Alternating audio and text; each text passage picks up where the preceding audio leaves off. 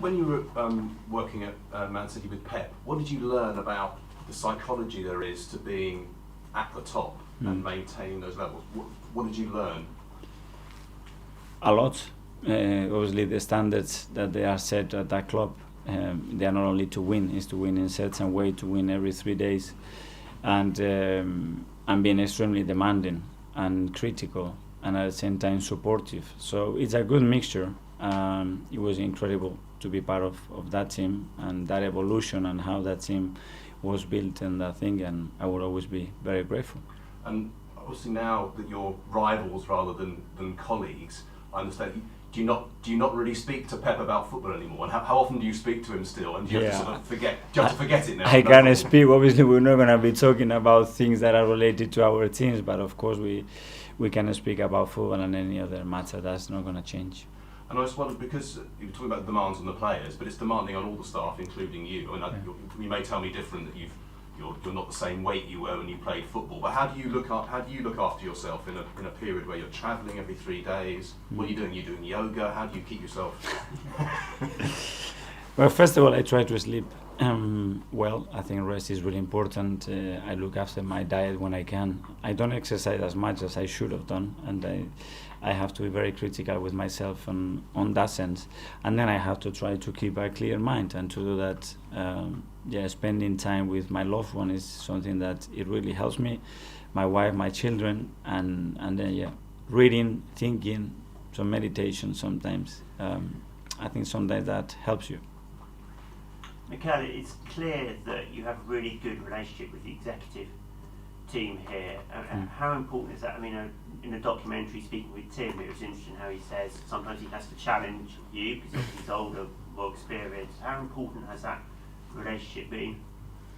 Well, I'm really proud and happy with the team that we have built together, starting with ownership, with Stan and Josh, and then that communication chain, how it works, how clear the roles are, but at the same time how intact is that ambition to bring this club where it belongs. And there, I think everybody's contributing the way. Edu is doing his job brilliantly.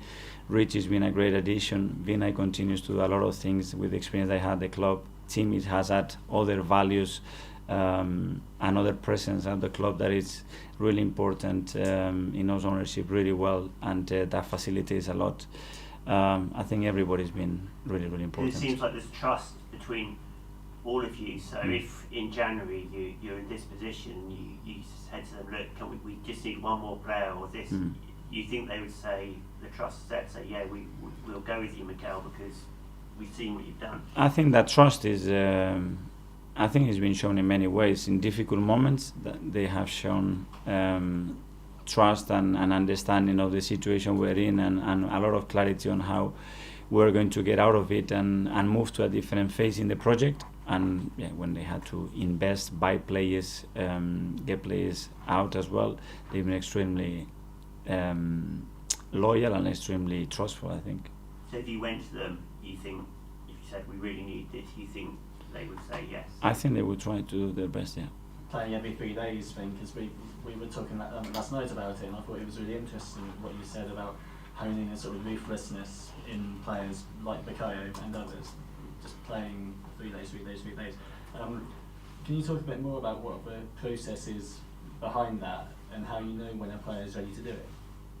Well, because we have so many data right now, and we know what the players they've done, what they can do, how they respond when they play every 3 days, when we play 3, 4, 5 consecutive matches where the risk can be.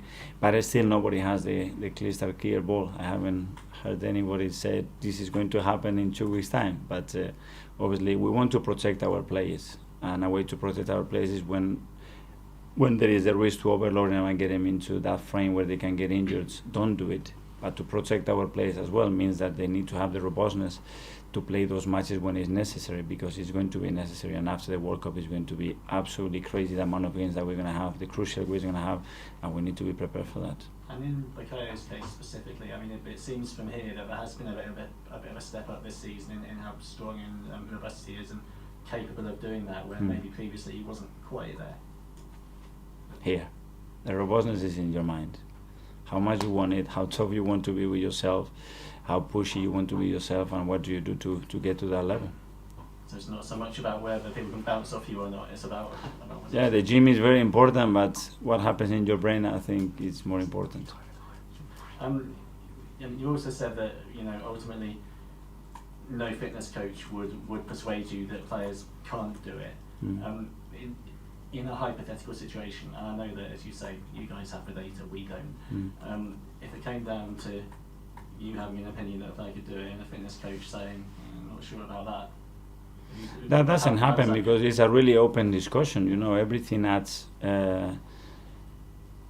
a lot to the table when it comes to that. Is the nutritionist, the sleeping specialist, is what data is saying, how we interpret the data as well. What is the momentum of a player says, what is a personal issue of a player is saying to us. There are a lot of factors that we do it all together. I don't have all the answers. The fitness coach doesn't have the answers.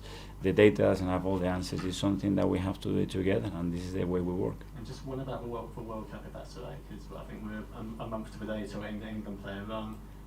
Bukayo hopefully will be playing. I mean, we've got plenty of other players we can talk about. Is that coming at all into your thinking now about how you manage players? Because we've seen players like Reece James, we've seen Jota from Liverpool, for example. There's a few people picking up knocks at this point. Is it something that factors in for you at all at the moment? It does, but I don't know those cases, and we have injuries that were traumatic injuries. You know, we have an injury with Alex in his calf that he never had an injury in his calf before. So it's a lot of things that are very difficult to predict. We try to do the right things, and then football is so unpredictable that this can happen.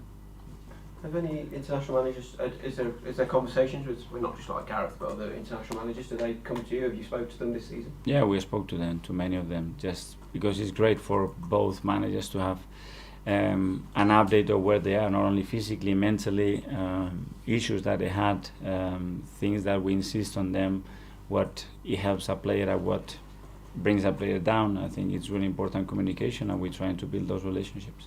You touched on your start to the season, it's 13 wins from 14, but unless you achieve your goals at the end of the season, the start doesn't really count for anything, does it? Yeah, I agree with you. Can I ask just quickly about Gabriel Magalhaes? A lot's been made about William and how he settled into the team this year, but it's almost gone under the radar almost how good Gabi's been, I think, isn't it? Well, I think obviously when we look at a central defender, we look partnerships, and I think Gabi's made William a better player, and I think Willie helps Gabi to be the same. I think there is a strong chemistry there. You can sense it, the way they communicate with each other, the way they play for each other, and that's really positive. That's what we want. But when Robert steps in, it's the same. Or when Benny's play there, so I'm really happy with the options that we have there. Some of his performances of late have drawn a little bit of criticism with Gabi, but he seems to have your complete faith. He's started every game, hasn't he? So where do you think his game's at the moment? Well, when you look at the goals that we have conceded, there are some individual errors in some of them, but they've been shared. But we have to accept, I said, when you have young players as well in those positions, this is going to happen, and that's the bill. Just finally, you touched on it then about partnerships, and I look back to look at Tony Adams and Steve Bold and Sol Campbell and Kolo Toure.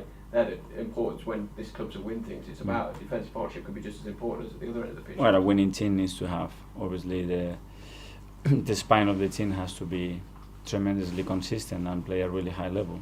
Keep clean sheets, and we are doing that, and we can still improve a lot.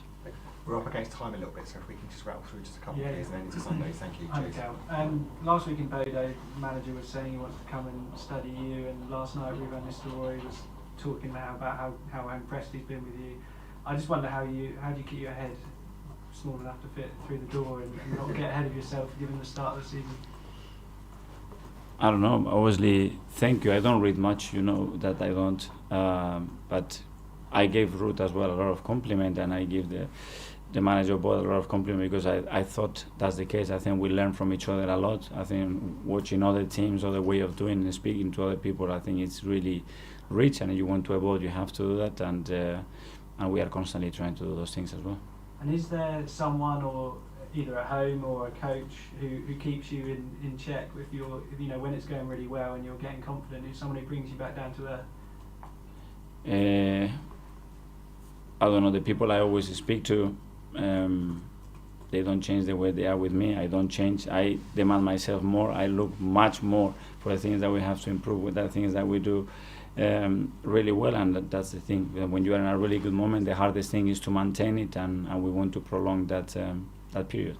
And just very, very quickly on Saka, you mentioned it's all in the head. Is he doing anything specific? Is he seeing a psychologist or someone to get robust, or what you do? I think he has a really powerful environment around him, his family, the people is around him, the way he's been raised. He has some important people in his life. I think that there are some really good influences as well, and then everybody at the club that tries to protect him, but as well challenge and push him to get to a different level.